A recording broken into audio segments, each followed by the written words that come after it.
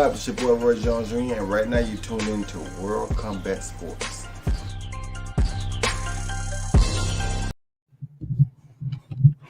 Good morning, everyone. What's good? WCS on deck once again. Thanks for tuning in. Salute to all the supporters, man.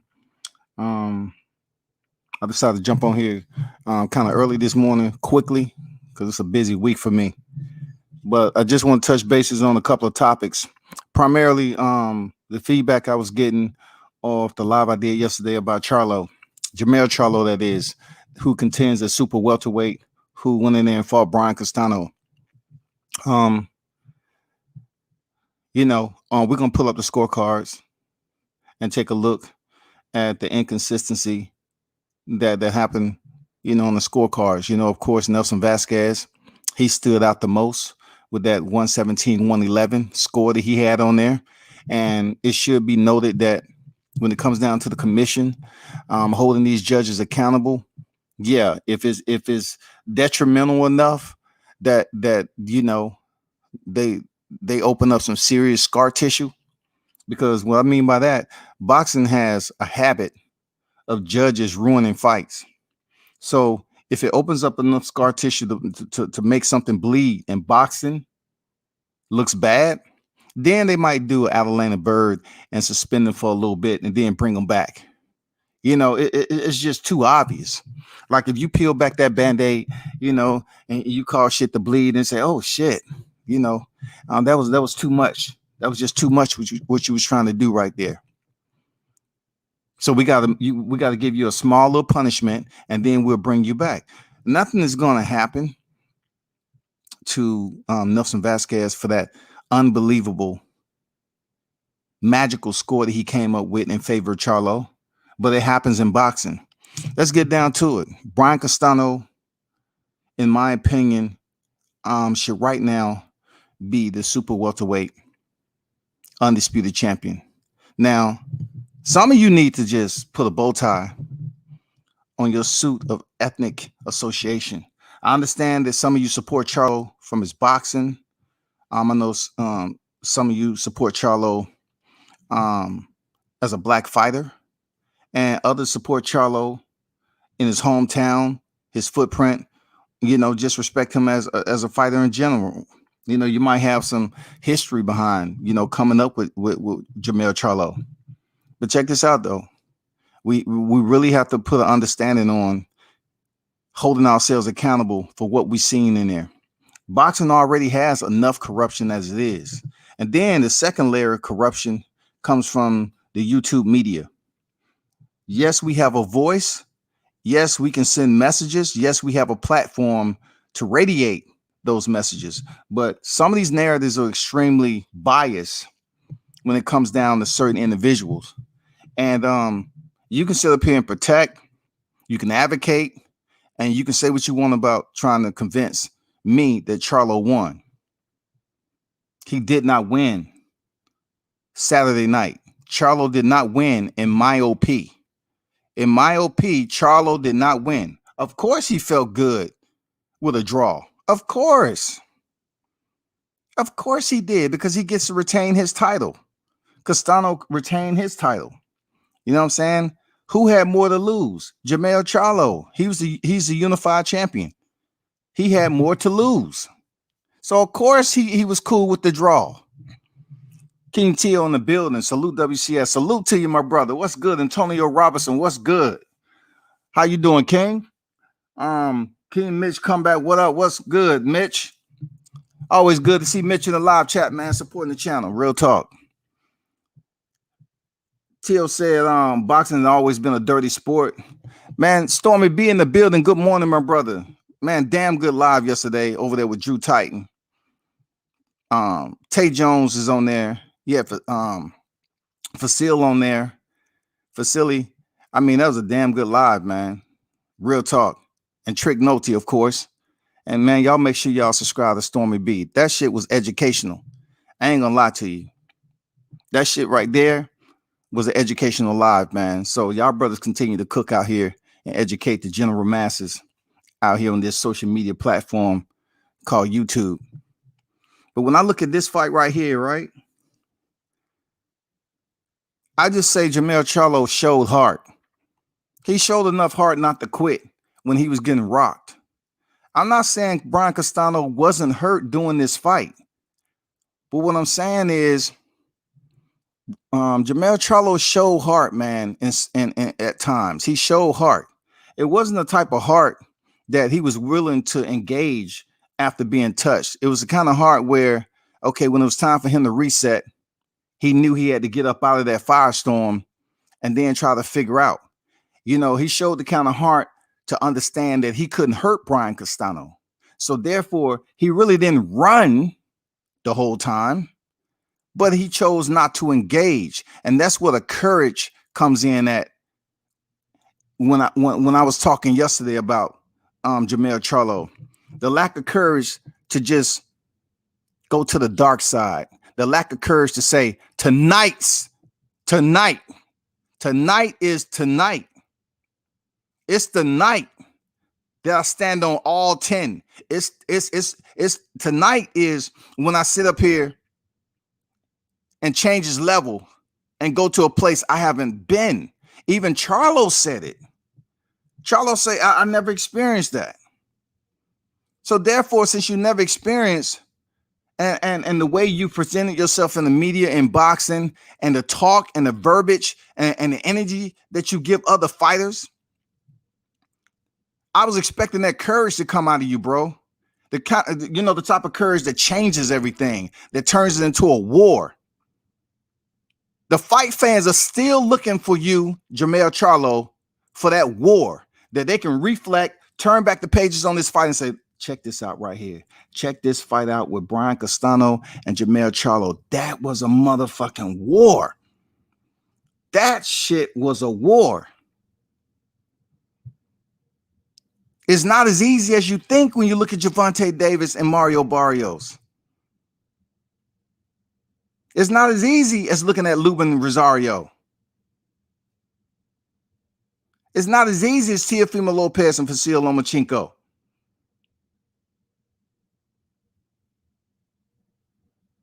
Baranchik Cepeda. Angelo Leo and Stephen Fulton. Fighting in the pocket for 12.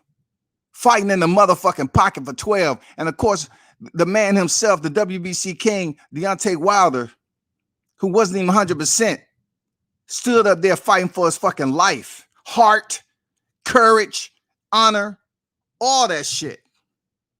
I could sit up here, Mell Charlo, and say heart didn't have nothing to do with it. Courage didn't have nothing to do with it. But it did, bro. You showed heart. You didn't absolutely run around the ring. You engaged. You end up returning back to the fray and goddamn hurting Castano. Whatever judge, I think it was Steve Weisfeld that gave him a 10-8 round. Man, get out of here with that shit, dog.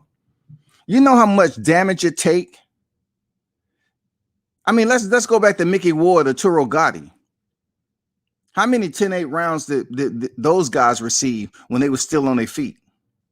I mean, to give a man a 10-8 round just from hurting him is almost like a desperate move to say, you know what, we want to give you some of this spice. You know what I'm saying? It's been good for 9 rounds, but we need to add some more salt to this gumbo, this hometown gumbo. We need some more spice to it. That's all that was. That was home cooking. Mr. Finesse, what's good? World Combat Sports, salute, fam. Salute to you, fam. What's good with you? Hopefully everybody's week is going great. Monday is here on deck, man, and you know the rest. We're looking for that dang Thursday and Friday. You know the routine.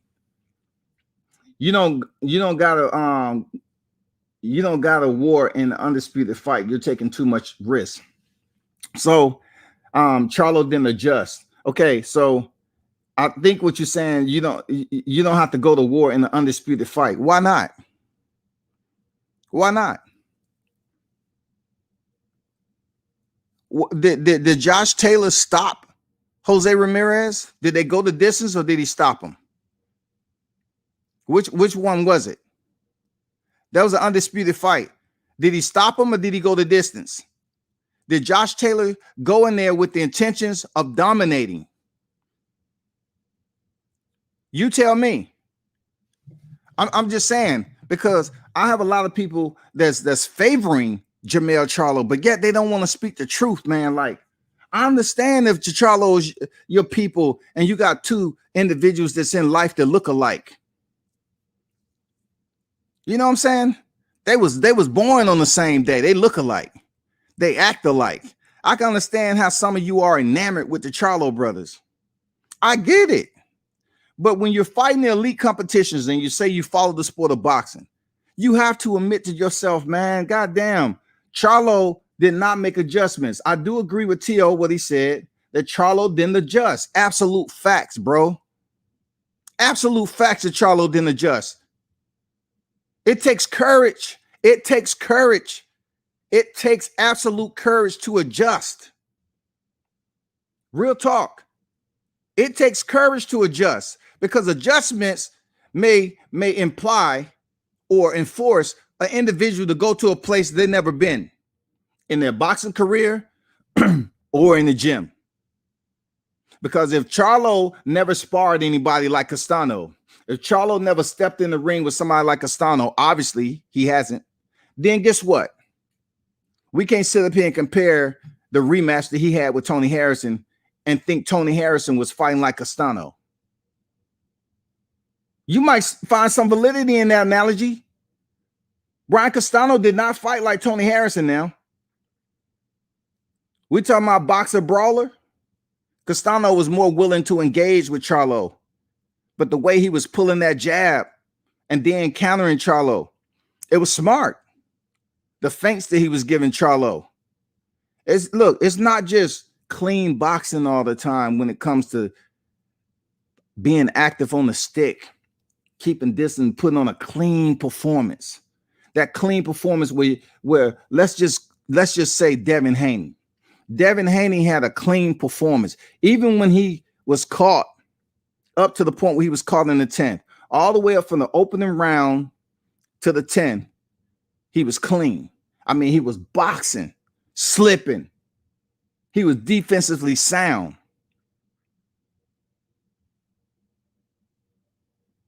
In this particular case, you had Castano, who had enough power to hurt Mell. You had Mell Charlo, who had enough power to hurt Castano. But who showed the most courage that night? In my opinion, it was Castano, because even when he was hurt, he still engaged with that much more intensity. Even when he was hurt, he didn't go holding. He didn't sit up there and start looking for a way to hold and slow Charlo down. So when y'all drop these emails to me, man, come on. I need some substance, man. I need for you to, come with something other than, him being a black man and I'm hating on Charlo. Man, I've heard that language all before, man. I'm an older OG, bro. I've been around life all around the world. You got to give me something more than that. Chocolatito versus Estrada. Yes. Absolutely. Salute to them. I'm looking forward to the trilogy, even though boxing reared its ugly face again. Boxing set up there and elevated Juan Estrada to franchise champion. Moving on. Tyrone Spencer in the building. What's good with you, Tyrone? 10-8 rounds are rare. Floyd versus Gotti gave us a real example of a 10-8 round. Salute to you. Talk your shit, bro.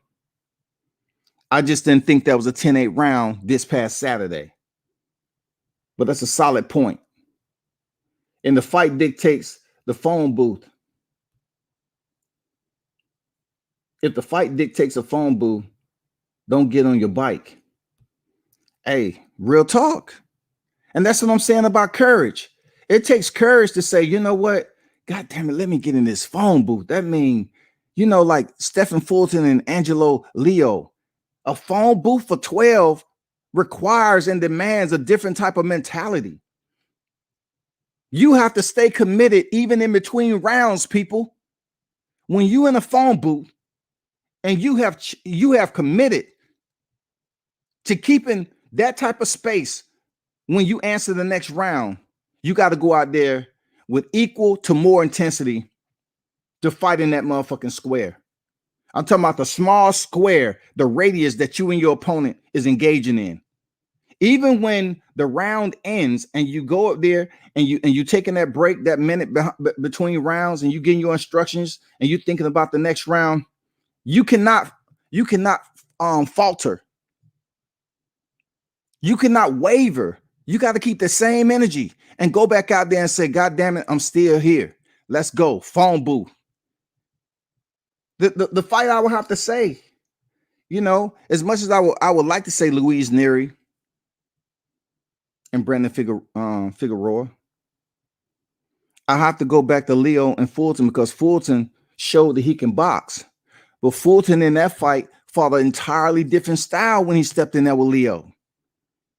I mean, that shit was beautiful to watch with him fighting on the inside, and then came up with no scratches. Not everybody can fight on the inside, aka lights out. I don't know why, lights out used to fight on the inside like a beast, like a G. Anyway, people don't want to hear about the old heads, man.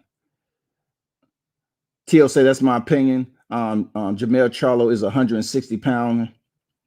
Now, T.O., let's not start talking about what Charlo is this weight and that weight and the other. We just pretty much concerned there, T.O. We just pretty much concerned on what happened on fight night this past Saturday. Now, it's a lot of people that walk around at a certain weight now. There's a lot of people that are in other weight classes when they're in between fights. So we can't say, Charlo, I don't even know. You're typing, so I don't know what you meant by that. Okay, but put it this way: you saying Charlo is should be in a heavier weight class, but he's making 154 easy. He's on weight, no problem. Don't get Mell Charlo mixed up with Mell Charlo. Okay, so therefore, Mell Charlo at 160, I can see how you can say that weight flux the scales in between fights. But when it comes down to this super welterweight, if he's a bigger dude, Brian Castano didn't care. He didn't care about the advantage he had with the reach and the height. He didn't care about the hype, him having the unified titles. He didn't care about none of that. Castano had a plan, and he was vicious with it. It like I said before, it reminded me of Herd Arias. It was very entertaining. Run that back. Let's see what Team Castano and Coach James make adjustment. Absolutely, finesse. Absolutely. Let's run it back. Let's see what they have. I agree. Let's run it back. We deserve that shit. As of late, the iron chin that Charlo possesses hasn't been what it used to be. Opponent's power has been a deterrent for Mell when fighting guys with real power. Man, nail on the head. I'm talking about put a nail on a skull and goddamn crack it with the hammer. Goddamn. Absolutely. Mell Charlo, man, he at this part of his career is when his competition is going to be tough.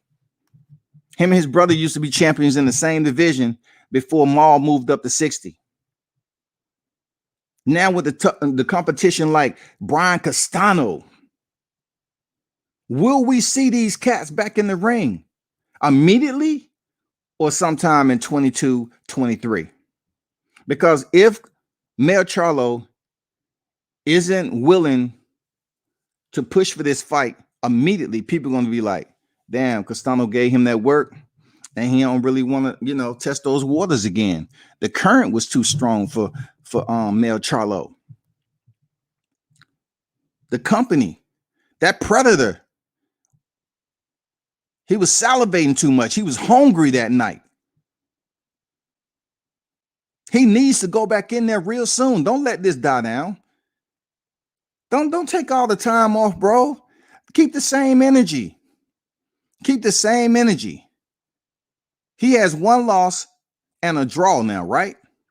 Keep the same energy that y'all keep with Wilder. Keep the same energy y'all keep with Joshua. Keep the same energy on these cats, man. One loss don't define a fighter. But the person that you have difficulty with, such as Brian Castano, you need to step back in the square. Don't wait so long and then say, I got mandatories. I'm not saying you don't have mandatories as a unified champion, but contractually, that's what I want to know. Is there a rematch clause in there contractually? Because if it is, y'all can run this shit back in 3 months. I mean, you don't need an entire motherfucking half a year to prepare for Brian Castano. Come on, man. You don't need 6 months to prepare for Brian Castano. You Mell Charlo. You lines only. You don't need that. You go in there and make the necessary adjustments with Derrick James, and then you return back to the damn stronghold. You split the ropes and you go in there and compete. If that night you wasn't on your shit, then we'll see it in the second fight. But I'm gonna tell you, cats like Brian Castano, man, he's gonna give it to you the same in the rematch too. I don't see this guy coming back in there and looking terrible, just looking like he's totally different than the first fight. I don't see it. His energy, his vibe, his mentality, his heart, none of that gives me the sign that Brian Castano is going to split the ropes and he looked totally different. Good point there, Mitch. Finesse said Castano was taking the power and still going back in the fire. True words. It takes courage for that shit. Charlo was at a point in that fight, y'all, that he found out he couldn't hurt Castano when he delivered some of those power shots. I'm not saying he did not. I'm saying that he found out that Castano was tough as hell. He found out, damn, looking at the Adrian Broner and Marcus Maidana, man, it was one of those type of nights. Shit, if Castano fought like Tony Harrison, he would have got the decision. Harrison couldn't hurt Charlo like Castano, but his work was much cleaner. I agree, Tony Harrison's work was much cleaner, but Tony Harrison was boxing Charlo. What was Castano doing? Castano was holding. He was anchoring in. He wasn't moving around like Tony Harrison. You know what I mean? Like, he wasn't moving around like Tony Harrison. So Tony Harrison being able to outbox Mell Charlo was much cleaner with his combinations and his foot movement. Castano was giving you that front door attention. You have a package. You have a package, Charlo. 2 of them, a left and a right. He was at Charlo's front door knocking on that motherfucker.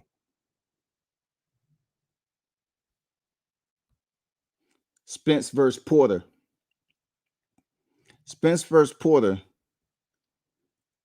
This is my difference with that, Mr. Finesse, is that neither one of those guys are considered heavy hitters. Let's be honest with ourselves. Okay, the aggressiveness and their tenaciousness, combine that together, you have 2 styles that match up real nice.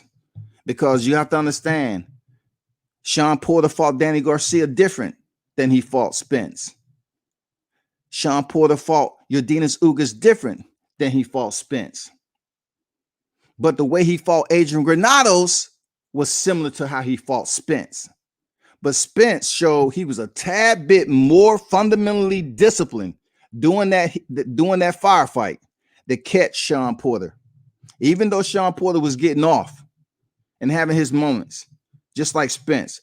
In the heat of the storm in the 11th, he was focused and zoomed in, man. His optics was right on the land that left hook and separate himself in the decision. That wasn't the case here with Charlo and Brian Castano. It wasn't the case, people. Finesse say Fulton selected the war button. Yes, sir. Shout out to Cool Boy Steph, man.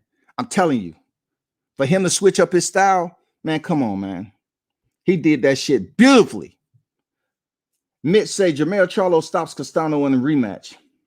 If Charlo does what he's supposed to, I think he can stop Castano. Mel had a bad night and visibly hurt Castano a few times. Now, we can link up on the second half of your narrative. Mel did have somewhat of a different night. But when you say he had a bad night, what was bad? Was it the influence of Brian Castano being in his face, being in his presence, giving him that energy, that aggression, that present pressure? What are we saying? But then the front half, Jamel stops. I'm sure that you and I would still be in communication. I'd be willing to bet on that fight. Charlo is not stopping Castano like that. He's not. Let's be honest. He's not stopping Castano like that. Both of these guys was hurt. We can't say either fighter has a weak chin. We cannot leave that fight, acting like, oh man, so-and-so has a weak chin. Even Mell Charlo took some shit. He was wobbled, buckled. And like I said, when it was time to get on the bicycle, shift, reset, he did. You know what I'm saying? But I can't say he has a weak chin. I can't say Mell Charlo has a weak chin, man. I can't say Brian Castano has a weak chin, but they was both in there banging. But we can put some on that. We can wager that all day. Finesse say facts, skills pays the bills. Remember, will show us. Skills pay the bills. Remember, will show us. Castano wasn't scared and then folded Charlo's power. Absolutely, totally agree on that. He stayed and held his ground, man. He was dug in. Brian Castano was dug in. He committed himself. He was dug in for that fight, y'all. He understood where the goddamn incoming was coming from. He understand that. He understand where the enemy fire was coming from, and he was returning. He was waiting on Charlo to put that jab out there. In my opinion, Charlo does not want any more smoke. And shout out to Tyrone. Charlo does not want any more smoke with Castano. The man said nothing about a rematch. To me, that's sad coming from someone who said they want undisputed. Yes, sir. Indeed. That's the way I look at it there, Tyrone. That's the way I look at it when I'm speaking about heart and courage. He showed heart during the fight, but in my opinion, he lacked courage. He did. He lacked courage to just make that defining adjustment to go to the dark side. The shit where you're not even seeing clearly, like you can't remember shit. In combat, the same thing goes along with people who are seriously injured or individuals who's experiencing gunfire for days and days at a time. Your mind just goes out. You know what I'm saying? That's what I was looking for Charlo in the heat of battle, man. I was looking for him to just say, fuck it, I'm all in. But see, sometimes when you go all in, especially in a combat sport, you're gonna face that adversity. You're gonna face some danger. You're gonna face injury. You might be wearing that crimson mask, God damn it. You might be bleeding. You might hear the announcers over there saying, oh, so-and-so, he hasn't been to this territory before. This is different. He is really taking some damage from Brian Castano. Hold on for a second.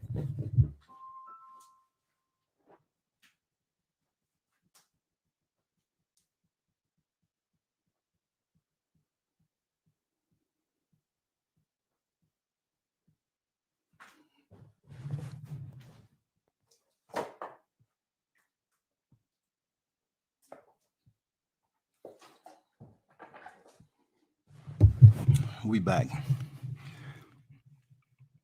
To me, that's sad coming from someone who said they want undisputed. I totally agree with that. You know, when you talk about these undisputed and you're submitting your legacy, well, who has done it at the super welterweight division in the 4-belt era? That was very special. That was a special night for Charlo to submit his legacy. Not only that, if you found yourself having to fight a lot harder than you expected, then for one, you take full accountability for that, because when it comes down to combat sports, you shouldn't take anyone lightly. We know who the soft touches are, but also we know who the real ones are. Just because they haven't stepped in the ring with them, your boxing IQ should tell you, man, I shouldn't take this cat lightly. And I just felt like, how can you go in there, Mell Charlo, on that level and put on the performance you did with Jason Rosario, who has been stopped before, but you stopped him too, right? Totally different boxing styles for Jason Rosario and Castano.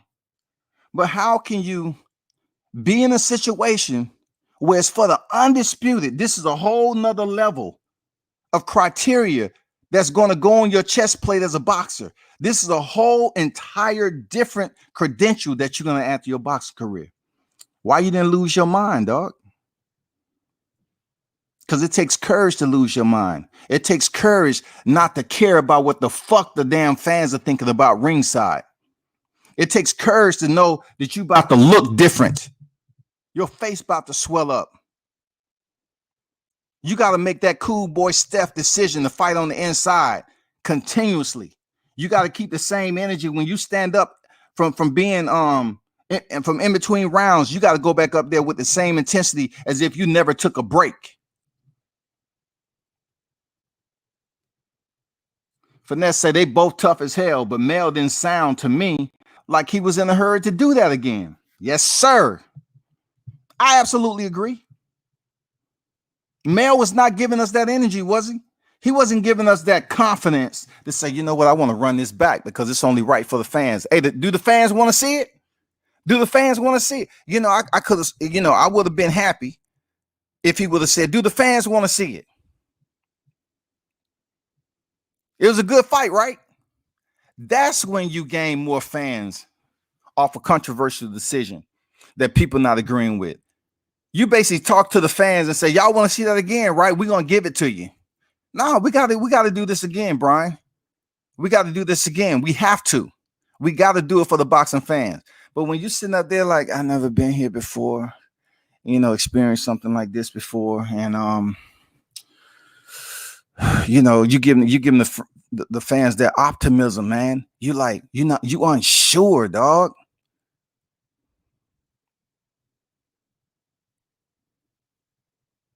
You're unclear once again of the courage to step back in the square with somebody who was your equal. Castano was your equal or a bit better.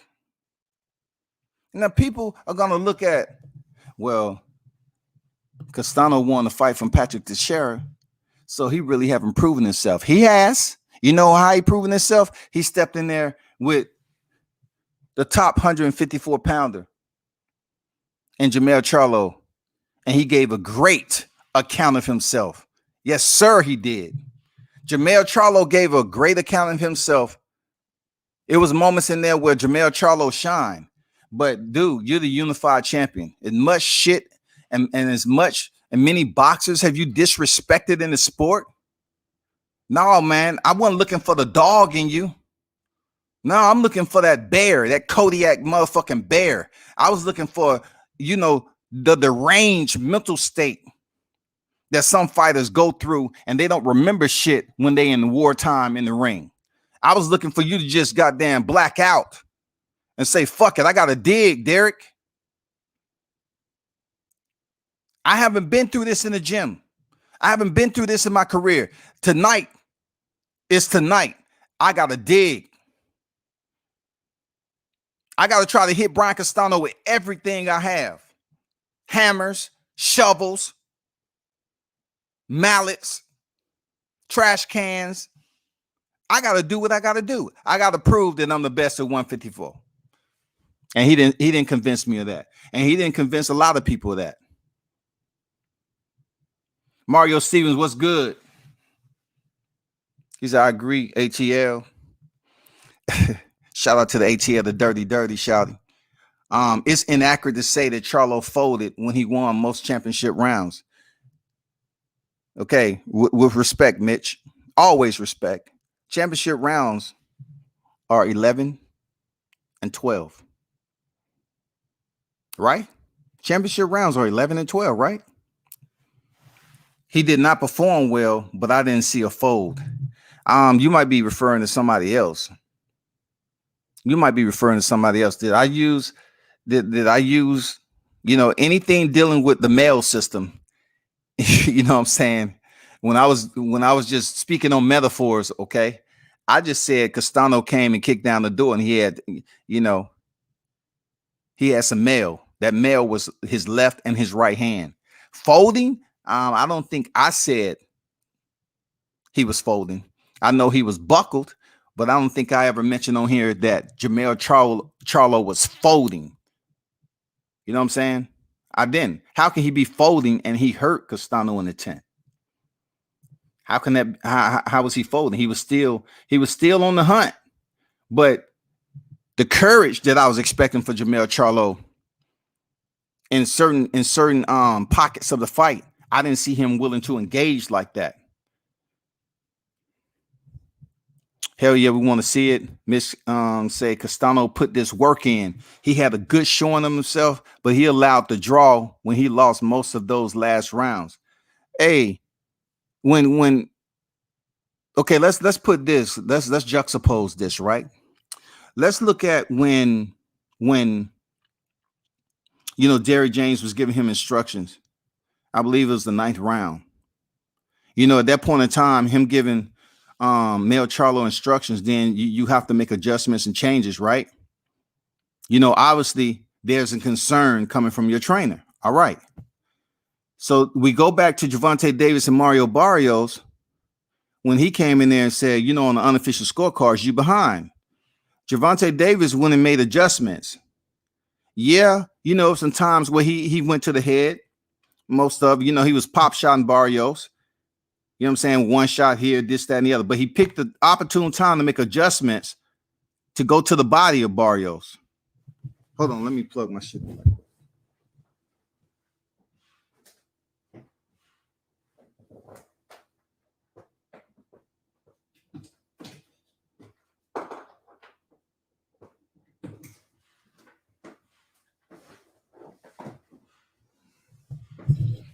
So I look at this fight when we're talking about Floyd Mayweather, telling me, hey, you're down on unofficial scorecards, to Derrick James addressing Charlo in the late round, the rounds which you're talking about, Mitch. You're saying Castano didn't win those rounds. Okay, consistency. Let's bring up something right quick. Let's bring up and appreciate everybody's input this morning. So let's bring up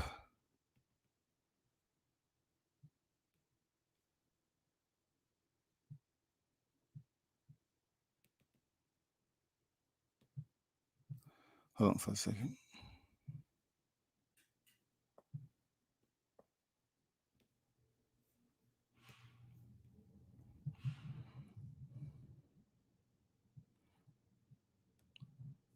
So here are the scorecards, right?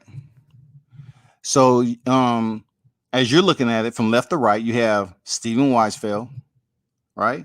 Nelson Vasquez, the controversial one with the 117, 111, and Tim Cheatham.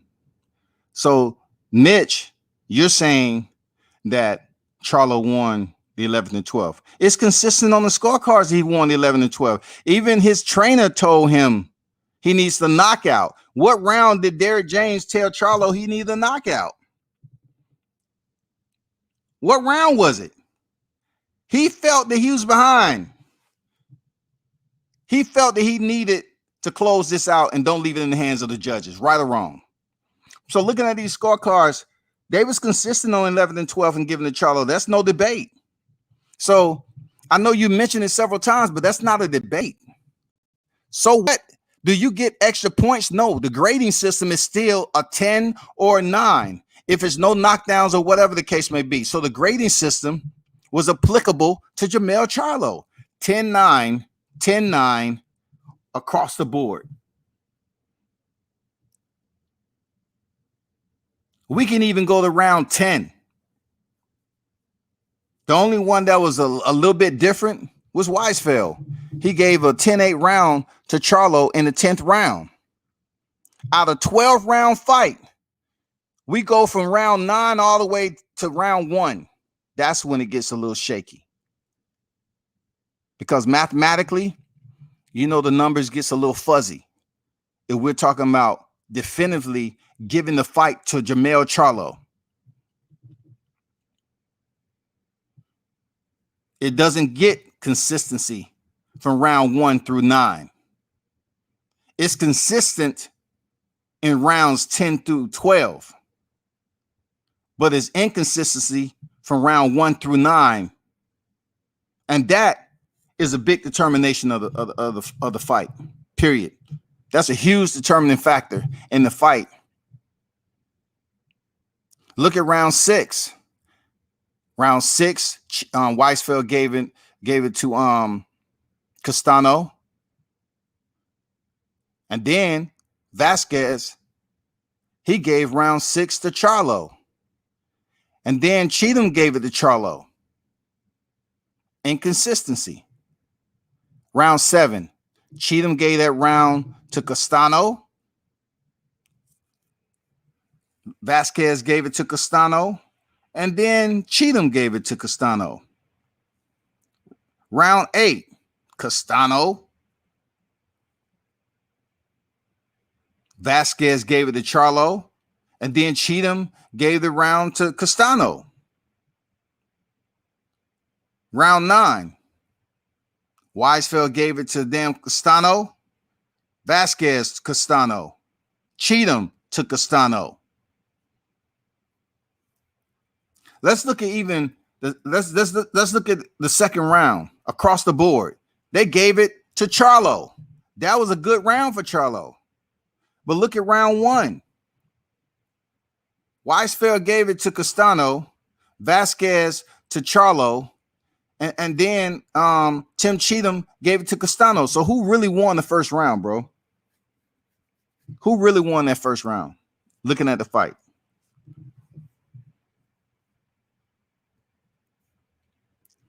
It lacks consistency across the board when it comes to grading this fight. Castano put in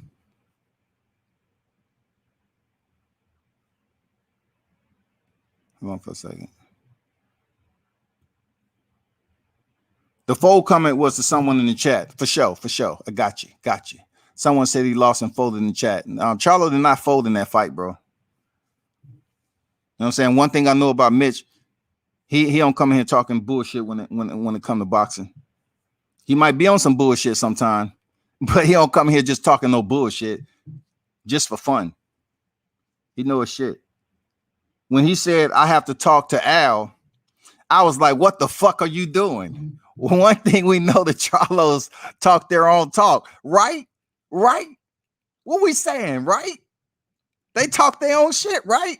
I think Castano took some dog out of Charlo. Oh, he's saying he thinks Castano took some dog.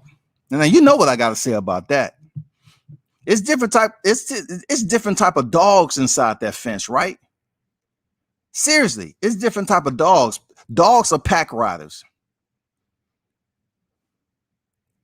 You got some junkyard dogs, and you just have some motherfucking dogs that wander around in the street, and then you got them game dogs. Them game dogs totally understand what their intent is in life. They bred differently. You know what I'm saying? So Castano behind closed doors probably saying the same thing I'm saying. That, you know, he showed heart, but he lacked courage.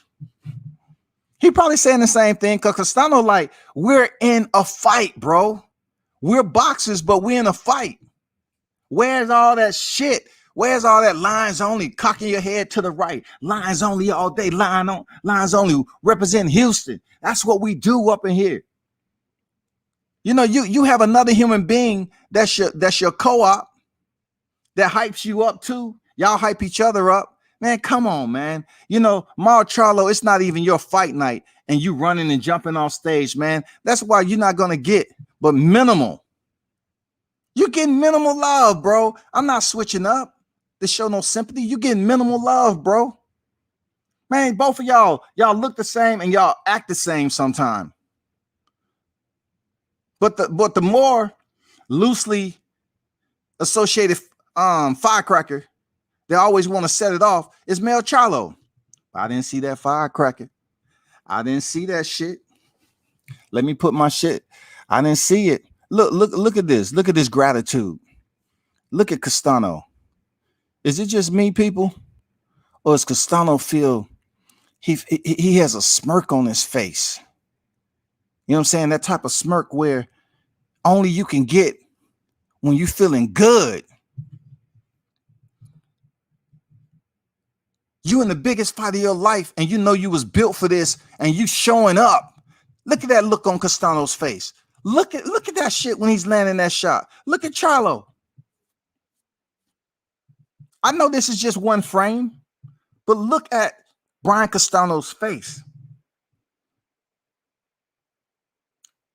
He totally understands where he's at and what he has to do in this night. Brian Castano gets it. Heart, courage, dognacious. Look at him, man. He putting it on Charlo. Fists matter. In this fight, yeah, aggression mattered. You have to look at frames like this. You know, it tells a story, man. Seriously. Look, Castano's in the heat of the battle, man. Look at that dude. He's eating right now. He's in Charlo's space. Now I can assume it's a lot that's going on in Charlo's head. Like, God damn, this nigga didn't come to play tonight. Like all that shit he's been disrespecting Jarrett Hurd, disrespecting several other fighters, even Tony Harrison. You know what I'm saying? Gervonta Davis, Adrian Broner. The list goes on and on and on. But one thing I know about Adrian Broner, he is that dog. He got that dog in him. Even in the times where he was clean and he was outworked, he ain't no motherfucking bum. Gervonta is no bum. Tony Harrison lost and had a lapse in judgment and focus, and he paid the price and was stopped. Jason Rosario, he had already been stopped before. Whatever happened with him and that jab that had those damn egg weights in it or something and made him start percolating on the ground, he won that fight. Fair and square. He won it. But let's be honest. Castano was different. Castano was absolutely different. Castano gave me that goddamn Luis Aries. It was raining in this fight, right? When I spoke to him, he said, yeah, it was raining just for our fight. But he was in the same ring I was. And he's right. And what Aries do? He closed distance just like Castano did. And then he knew that those fighters, Jarrett Hurd and Mell Charlo, wasn't contending as aggressively when they had their back up against the ropes. When you're pushing, when you're the aggressor, when you're pressing them, Charlo wasn't fighting well off the back foot, y'all. Just like Jarrett Hurd, both Hurd and Charlo parked up against the ropes, and they took damn good punishment. It was a round. I forgot what round. It was the third round, right? Where the ropes held Charlo up. Come on, man. Let's act like we didn't see that shit. Let's act like we didn't see it, y'all. All those, let me see, man. All them fighters have. Hold up, let me go back up. But you absolutely right on that, Tyrone, when he said, I got to speak to Al. That's the same thing Spence say, right? I got to speak to Al. Let me speak to Al. I respect Al. I never met him before. I respect him, but come on, man. You out here talking all this shit in between fights. You want to put motherfucking media on check, telling people unsubscribe to Dane Blues channel. Man, I'm telling that's some whole shit. Real talk. You living $1 million lifestyle right now. That shit always stick with me. You're gonna get mad off something somebody said, and now you're gonna try to you don't even worry about your income. We're going out here making videos and creating content, but you're gonna come on, YouTube and try to extract. individuals who support the channel. I mean, I'm telling you, man, that's some bitch ass shit right there. That's seriously. I'm just being honest, man. Lil Flex Lewis said Charlo lost and folded. I can't say a fighter that won 10, 11, and 12 on all cards folded. That's all. Absolutely. I agree with that. Because like I said before, how can he fold and he hurt Castano in the 10th? And he was consistent in the championship rounds 11 and 12. He didn't fold. But throughout the fight, I would say it was points in time where I was expecting Charlo just to black out and take that mental state to another level because his job demanded him to do that.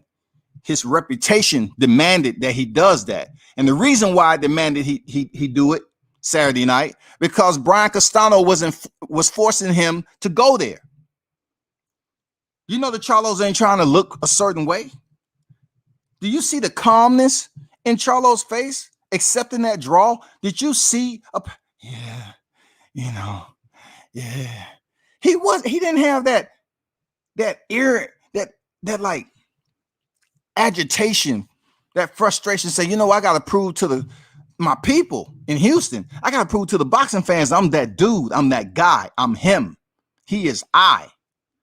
Now, he was all soft and sung Freud. You know what I'm saying? I'll take the draw.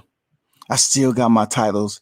I get another check. I'm about to go buy another vehicle. That's what they do. They give it time. Give it some days. He's going to go buy something new and go on IG. Yeah, hard work and dedication. This what happened. Lines only. This what I bought right here. Man, come on, man. Man, all them fighters have the TV. TV all to Al. He's the godfather over there. Absolutely, he is. Much respect to Al Heyman. Much respect. All those fighters have to talk to Al. He's the godfather over there. Ohio Run Boxing. What's good, Marcus? Man, if y'all don't follow Marcus on IG, man, check him out, bro. The man been around for a minute out there supporting them Ohio boxers and support the sport, man. What's good with you? 21 strong in the building. What's good with you? 21. Salute. Charlo said he had to speak to Mr. Ohio if he want that rematch. You know what I mean? I seen that on Ohio Runs Boxing thumbnail, one of his thumbnails. He put that up there. Mark Pinkerton, what's good? What you been up to, man? WCS Great Point. Salute, man. What you been up to there, Mark? But, I just look at this whole deal like this, man.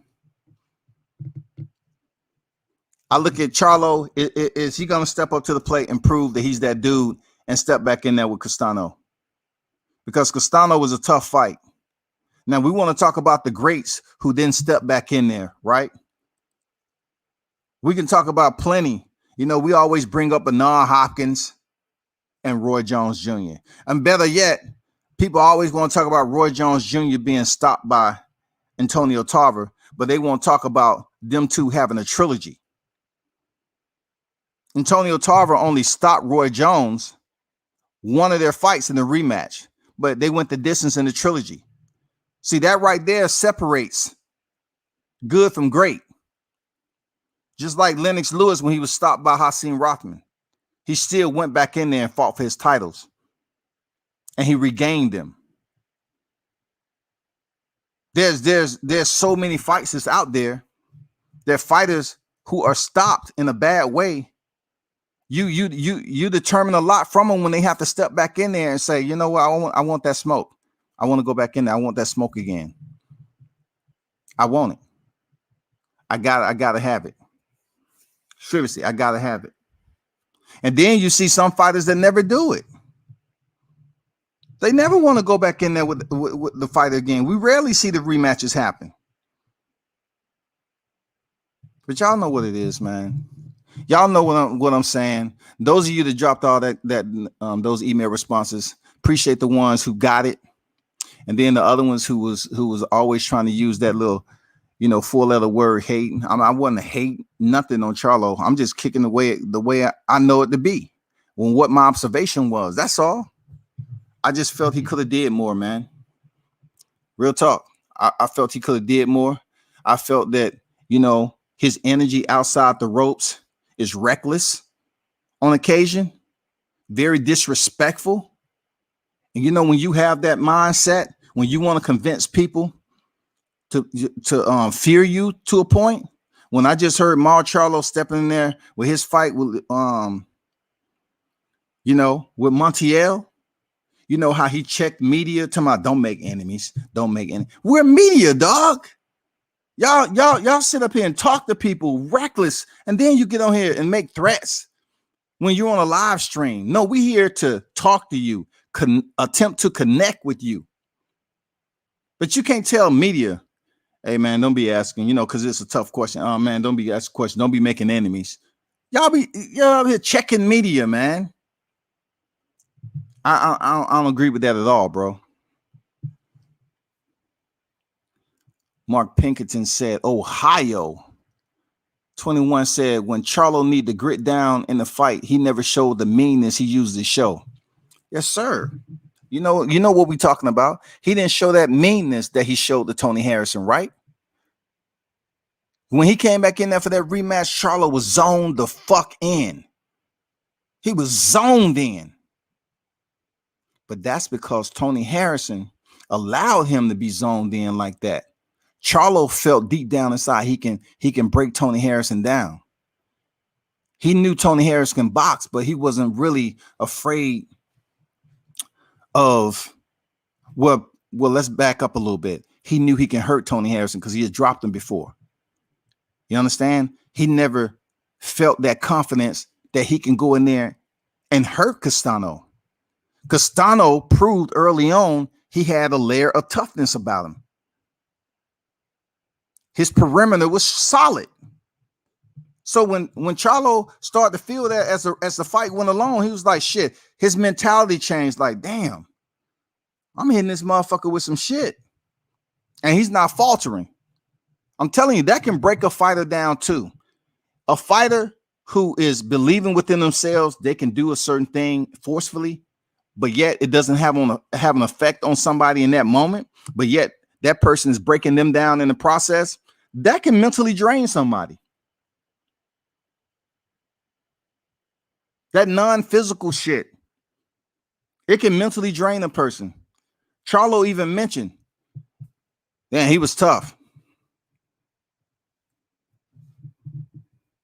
He felt like he couldn't knock him out, man.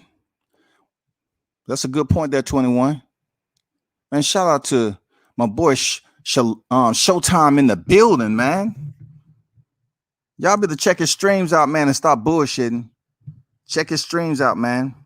Drop your link in the chat there, Showtime. Let them know where they can follow you on YouTube and shit, man. What's your YouTube channel and everything? Y'all support Showtime, man. He doing big things behind the scene. He don't need to talk about it. He be about it. That was a great fight. They definitely should do a rematch. I agree, man. I agree. That was a great fight. If Mell doesn't rematch Castano, he would be looked at differently. They already looking at him differently, dog. They already looking at him different. You know what this is going to come down to, 21, is when this fight is talked about and media start asking the question, say, well, the last fight with Castano, right? And this round right here, let's talk about the third round. In this round right here, in the third round, we're going to see if Mell Charlo is receptive to listening to someone critique him. They're not critiquing him in a way that they're denigrating him, right? But we're talking about what we've seen in the round. So if they say, well, it seems like you was hurt pretty good, like the ropes held you up. First of all, the ropes didn't held me up. I was never hurt. And da da da. You know what I'm saying? I mean, just be honest with yourself. Castano was in that ass. That's what I want to hear. Hey, it was a tough fight, man. He caught me with some good shit. I caught him with some good shit. And that's why we're running it back. But like 21 said, if Mell Charlo refuses to rematch and talk about mandatories and all that bullshit, yeah, people are going to look at him much differently. Charles Conwell would be a problem for Charlo. Yeah, shout out to Charles Conwell, man, over there in Soul City Boxing. Bad news in the building. Absolutely, man. Charles, look, the one thing I can say, Charles Cromwell is undervalued right now. He's underrated, and it will be a damn good fight. Let's see if it's able to happen because he's climbing the ladder. He's climbing the ladder in the rankings. But shout out to Bad News. Mark said WCS something happened in this fight. Somewhere that Charlo didn't like. Very interesting. We'll see what happens moving forward. Talk to him. Talk to him. Good shit. I told you I may have maximum 10 in the chat, but those 10 is gonna talk those 10 is gonna give you the education that you need. You know what I'm saying? I'm cool with it. I agree, man. Seriously, I absolutely agree with what you said. Charlo didn't like the fact that, for one, his power wasn't breaking Castano down. It wasn't as forcible than what he believed it was going to be when he sat down on his punches and landed those shots. It wasn't. And then also, Castano, he wasn't wavering neither.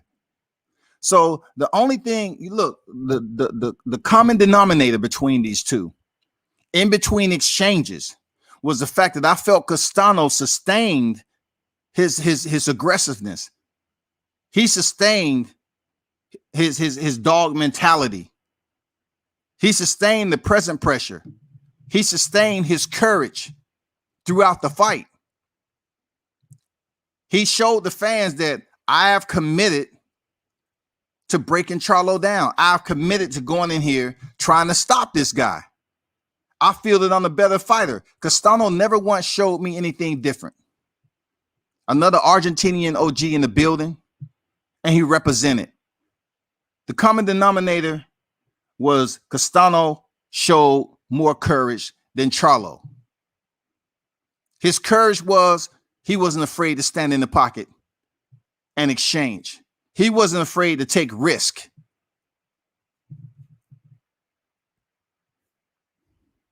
Some people want to say Castano fought above himself, but I feel Castano is better than people believe.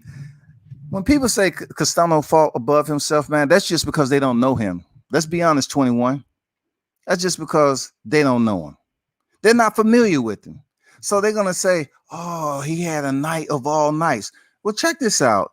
That's why it's called ranks. That's why it's called championship status. He went in there and fought Patrick Teixeira. Did he fought outside or above himself when he beat Teixeira? No, because people was unfamiliar with that Brazilian. They didn't know too much about him.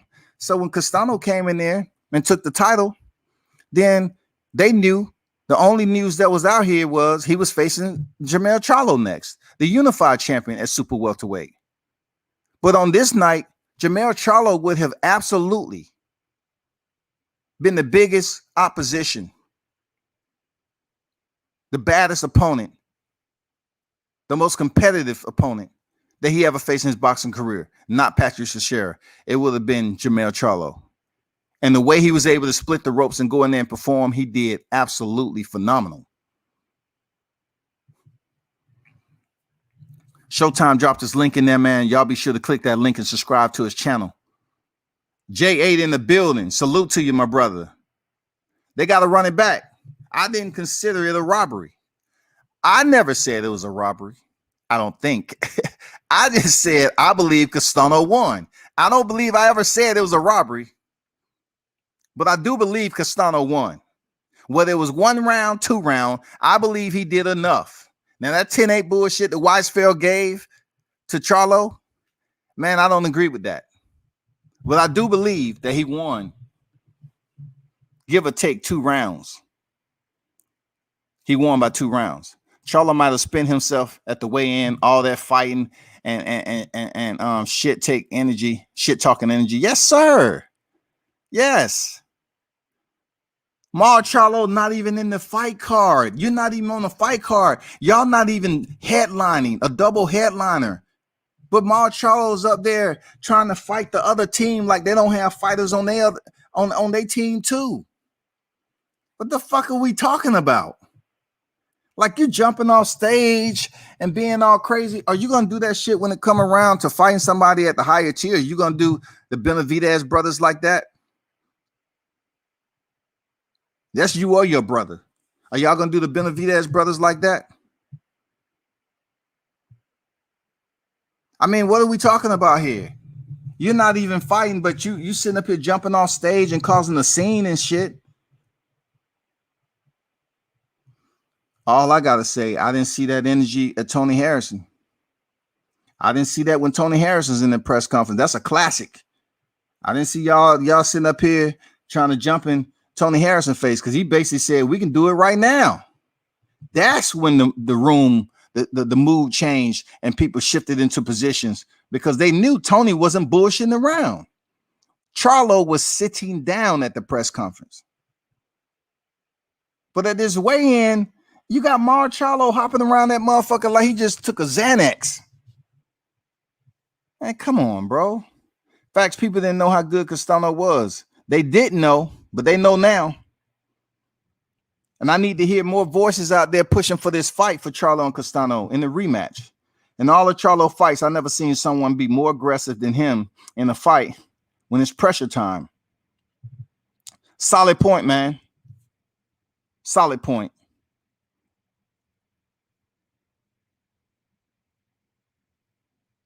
Jay says Showtime, subscribe. I appreciate it, man. Support Showtime, man. Support Showtime over there. He has multiple business ventures and entrepreneurship going on. Support him, man. Support him from the mud all the way up to the motherfucking heaven. 154 division is the best in boxing right now. What? How dare you? It is not. 154 pound is not the best division right now. Now, listen to me now. It's probably the second best, but it's not the best right now. It has a lot of heavy hitters that's in line, but how long is it going to take for us to see the best fight the best at 154? We got some hitters now. So many hitters. So many freaking hitters at 154. And I know a lot of people talking about Sebastian Fundora, the Tower Inferno. Yes, he's a hitter in the game. You got Tim Zhu. We got Charles Conwell. Man, we had Erickson Lubin, Jason Rosario, J-Rock. I mean, it's just so many names that's in the 154 pound division. It's not that I disagree with you, man. But I couldn't say it's the number one division because of the fight just happened. You know, for a while that shit was dead. Like we have all these names, but they're fighting other people. You know, Sergio Garcia. I mean, it's okay. It gets very dense, you know, outside the top five a little bit. Consistency across the board in the sanctioning bodies. I get where you're coming from, though. There's some fights that we want to see up there. Let me go to your boy, Rolly Romero. And I don't mean to offend nobody by saying your boy, because I always look at it like, you know, why are you saying that's my boy? Rolly Romero, you know, he was in there with Anthony Yiggett. And he did what he's supposed to do. Yiggett came in at 140.5 and he was overweight. So Rolly said he was going to punish him. And he went in there and he stopped him. Okay. It wasn't anything that was extremely special for somebody who's a last minute replacement. I told y'all about Austin DeLay. That guy's going through a point in his career where, I don't know, tough fights. Rolly would have been a tough fight for Austin DeLay, just like Diego Magnolino. You know what I'm saying? Diego Magnolino gave him that dog. And it really put Austin DeLay outside his comfort zone. He's got to, you know, clear up those changes mentally. You know, he has to sharpen his mental blade a little bit because, man, you know, though Rolly is not one of my top, you know, 800,000 fighter, you know what I'm saying? He would have dogged Austin DeLay. I'm just saying. He would have dogged him because Rolly, at the end of the day, Rolly is a brawler who's attempting to wear the outfit of a boxer. He's trying. He's trying, y'all. He's trying. Rolly's trying so hard to wear the outfit of a boxer, but he's a brawler. Rolly is deceptively strong. He's deceptively strong. I will give him that. He's nowhere close to being a favorite fighter of mine.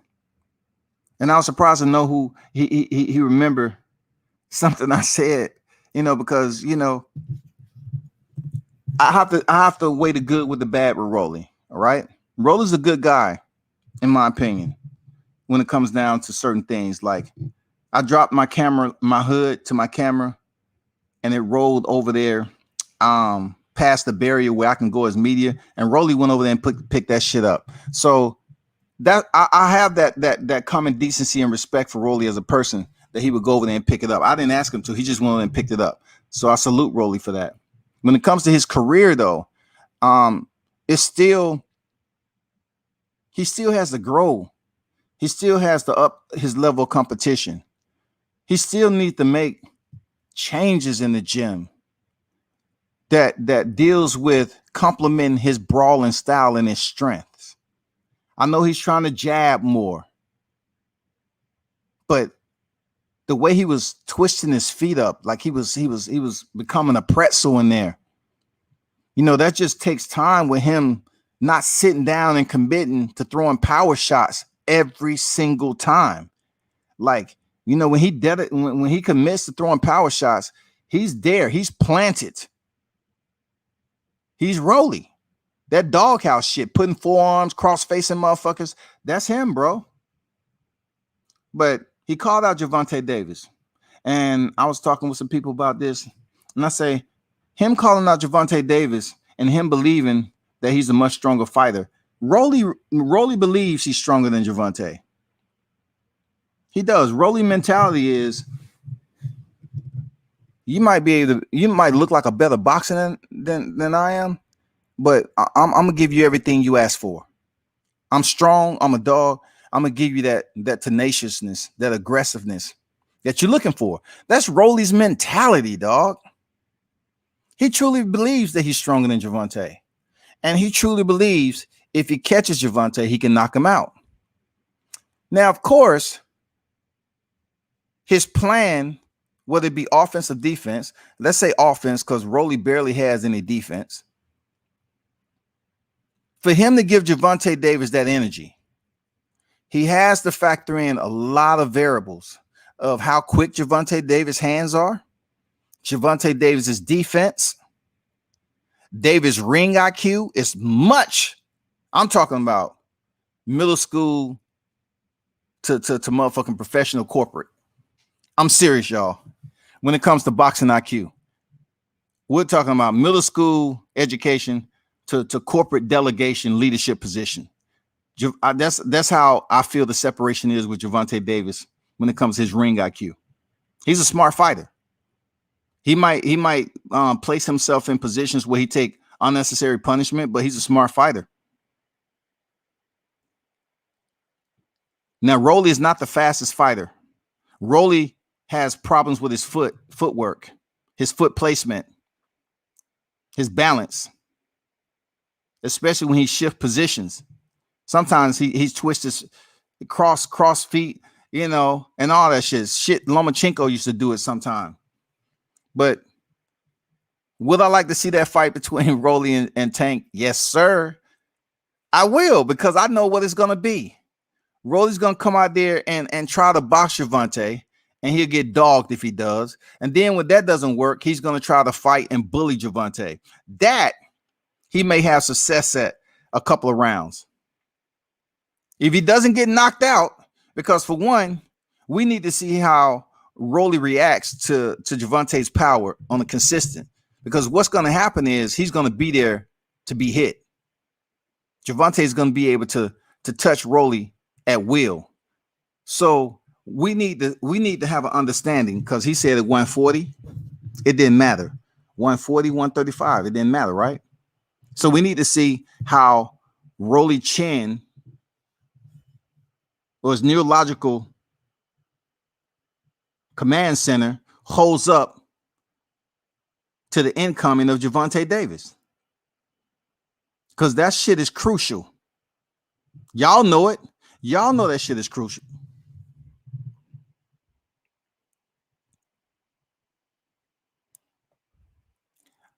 I agree with 21 Strong. 118 is definitely nice right now.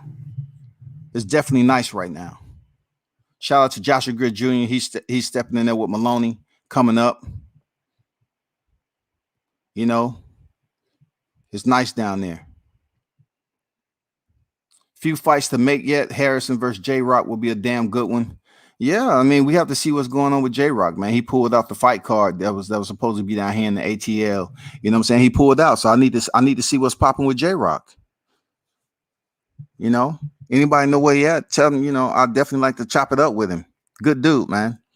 I never say this about a boxer, but Rolly is trash. Rolly has heart. That's one thing about Rolly, goddammit. That motherfucker has heart and courage. Now, how you apply that shit when it comes to boxing is a different story. And that's what I'm saying. It'll be trouble for him. Oh, man. Oh, my God. Him stepping there with Gervonta Davis for 12. Oh, my God. Whoo. Somebody's breaking their hand. I'm going to be honest. Like,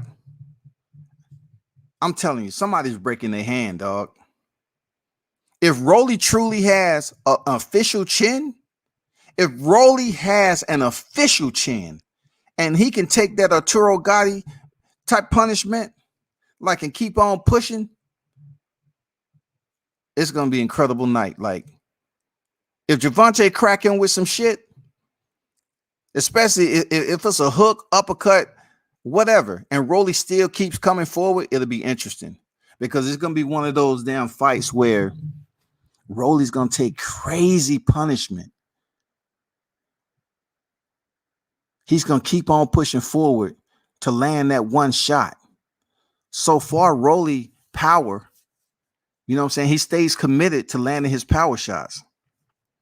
But what I'm saying with him stepping in there with Gervonta Davis, man, I'm going to have to pull Shakur Stevenson. I'm going to have to pull his goddamn title. It's going to be a massacre, bro. A massacre doesn't mean you're going to get a body. A massacre is Gervonta might change Rolly's boxing career in his life. We might see the type of punishment that Margarito delivered to Miguel Cotto when he had those loaded fucking gloves, even though he wasn't called at that fight. Seriously, I think Gervonta Davis will punish Rolly because Rolly's going to keep on coming, and he's going to be predictable with loading up on his shots. And we're going to be able to see between both fighters how Gervonta Davis holds up to Rolly's power, if it's official, and how Rolly holds up to Tank's power. We're going to see whose chin is official. We already know Gervonta's power is official. But if Rolly is really pushing for this fight, which I don't think will happen. He's so deficient on fighting on the inside with somebody like Tank, or even the hand speed. It's just different when it comes to Gervonta Davis. So if you factor in distance and Gervonta having accessibility to land those hard shots easily, because Rolly keeps moving forward, it's going to be a massacre, y'all. This might get stopped by the corner. If Rolly has an official chin and refuses to go down, the amount of punishment Gervonta is capable of inflicting on Rolly Romero, his corner will stop the fight. I'm telling you, he will look different, super different. If you thought Jackson Marinez, who has no power, touched up Rolly Romero and made him look different just a little bit, what the fuck do you think Gervonta Davis is going to do to this cat? Oh, my God. 911, what's your emergency? I never say this about okay, I read that already. But yeah, that's what it is, man. That's what it is, people. That's what I think about Rolly calling out Gervonta Davis. You know, one thing I can say about Rolly, he's a different dude. He truly needs to continue to work on being a boxer because he has power, he has aggressiveness, but he's so robotic. And I know he hasn't been in the sport of boxing for a long time. I know he hasn't. I get it. But Rolly is one of those bruiser type of dudes, man. Like the way he talks, he's confident. You know, that's what I respect about Rolly. He's gonna tell you, he's gonna talk his shit. He's gonna tell you what he fully believes in, not what you want him to believe. He's gonna tell you what he truly believes in himself. And he truly believes he can go in there and give Gervonta Davis a go. He believes he'll be competitive in that fight.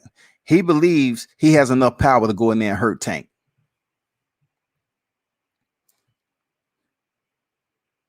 But the synapses gap that's unsure from Rolly Romero to the boxing audience, they're not convinced yet. They're not convinced of Rolly being that dude that go in there and break down Gervonta Davis. He's just too slick, crafty. His boxing IQ is on a whole nother level, bro. It would be a massacre, man. And if they make that fight just so happen, people get a good idea if Jojo Diaz fights Gervonta Davis. Because I truly believe that Jojo is going to take an incredible amount of punishment versus Gervonta Davis. I believe it, man.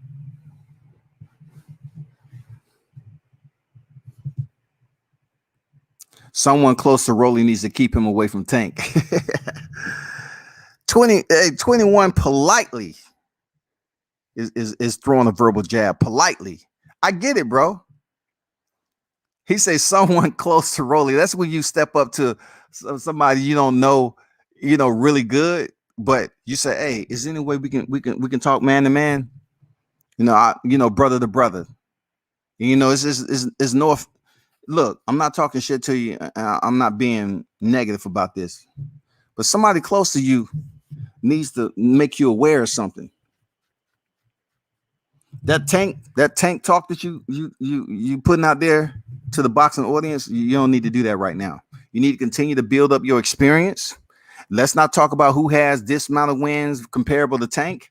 You need to build up your physical experience, just like your view time, your watch time on YouTube. You need to build up your shit, Rolly. Build up your ring time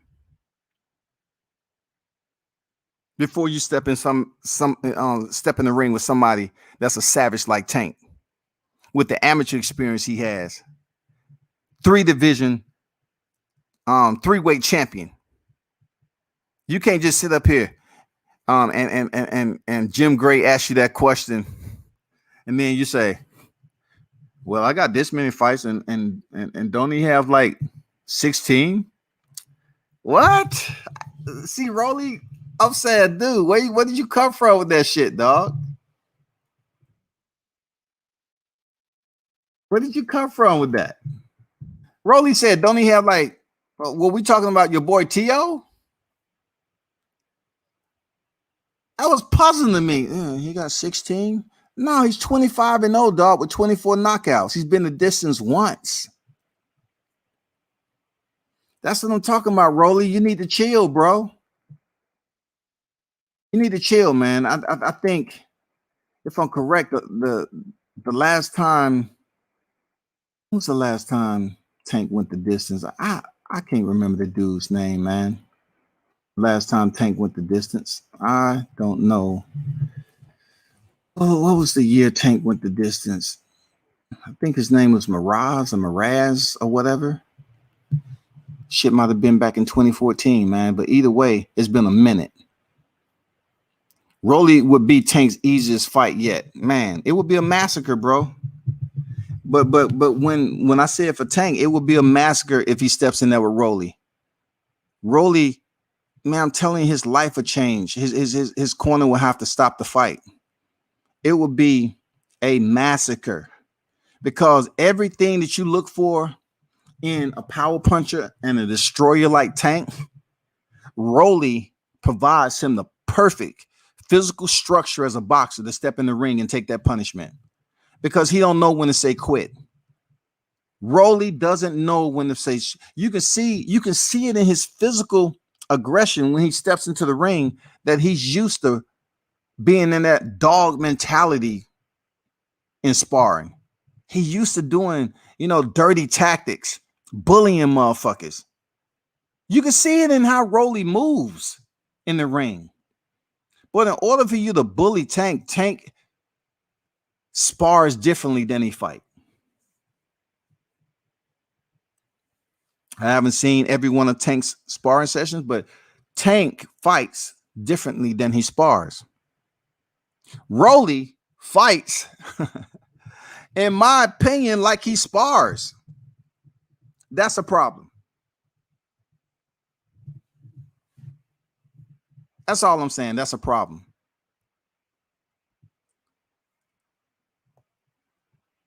But I appreciate y'all for pulling up, man. Continue to stay tuned in, subscribe to the channel. And if you came in here and didn't hit the like button, I'm not sure why, but I need for you to hit that like button from today forward. Help me out with growing the channel. I appreciate the boxing educators that was in the live chat today. I appreciate the feedback, the input, and it's good for me, and it's good for the audience that tunes in. Y'all continue to be safe out there, man. Until next time, turn up and tune in to World Combat Sports.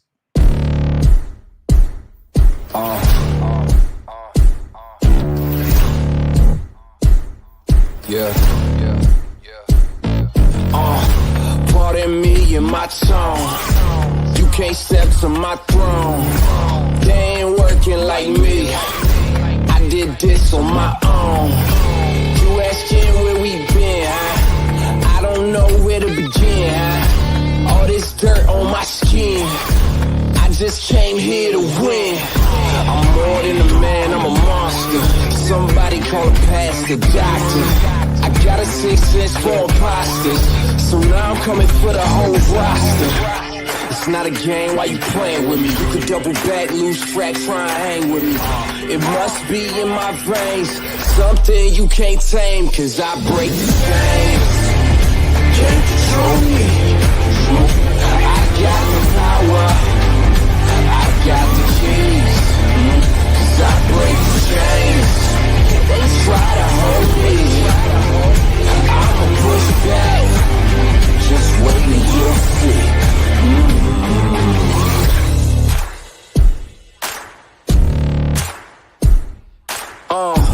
Please excuse me, your honor, but you can't hold me no longer.